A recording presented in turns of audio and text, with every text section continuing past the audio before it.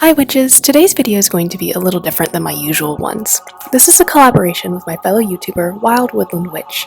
She's put out a video all about divination, including bone divination, so if you like this video, you'll like hers too. Definitely go give her a follow, and all of her content, all of her social media stuff is linked down below, so definitely go check it out.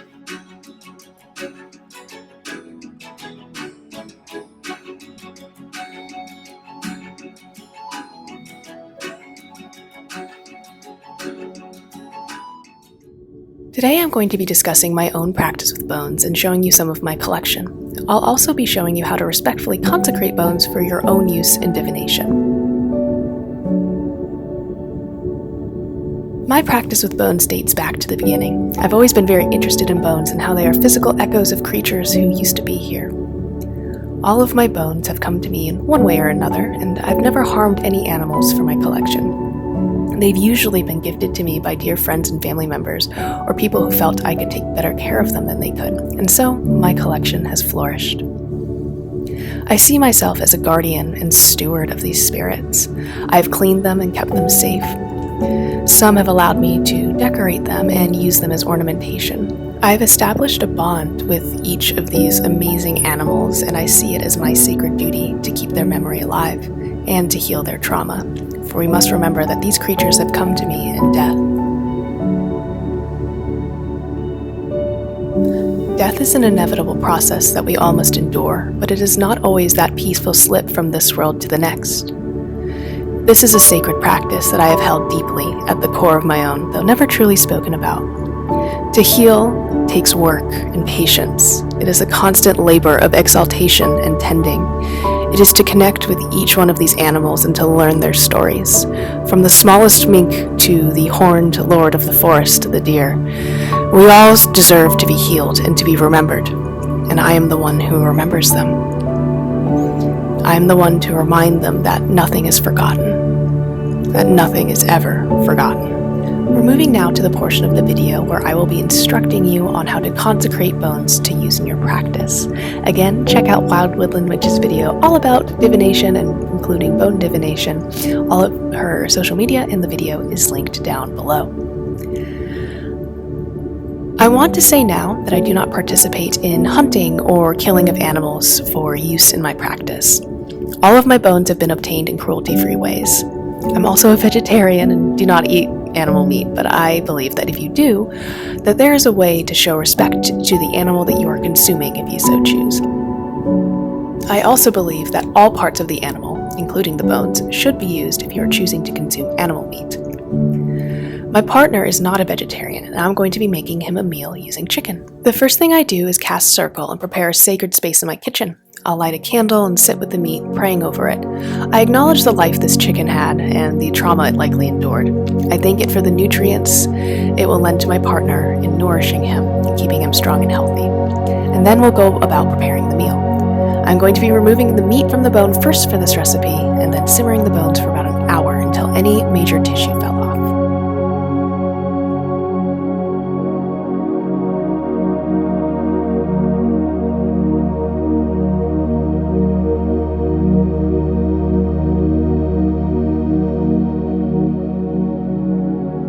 I prepared a safe and protective space on my altar by creating a circle of salt and eggshell powder.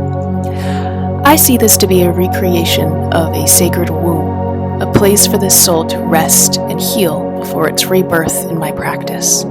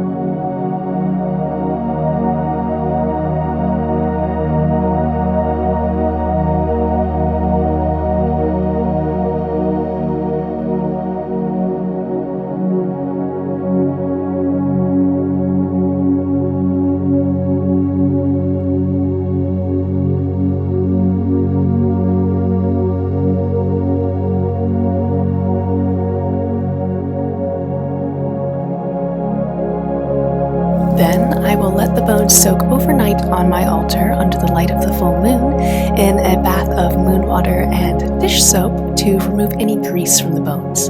This part is optional if you're not seeing any grease stains, but I highly recommend it.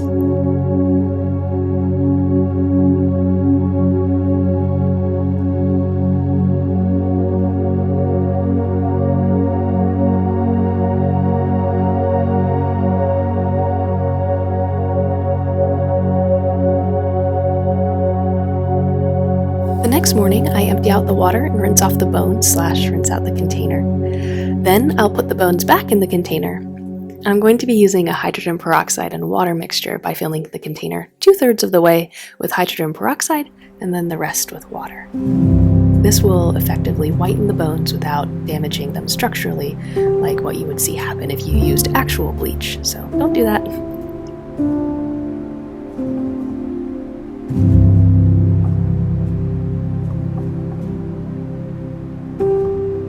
When the bones are the color you would like them, allow them to dry completely before consecrating them for your practice. I recommend doing this during a full moon or a new moon. I'm dedicating these bones to Anubis, the Egyptian god of funerary rites. He is the balancer of scales and a deity I work with very closely.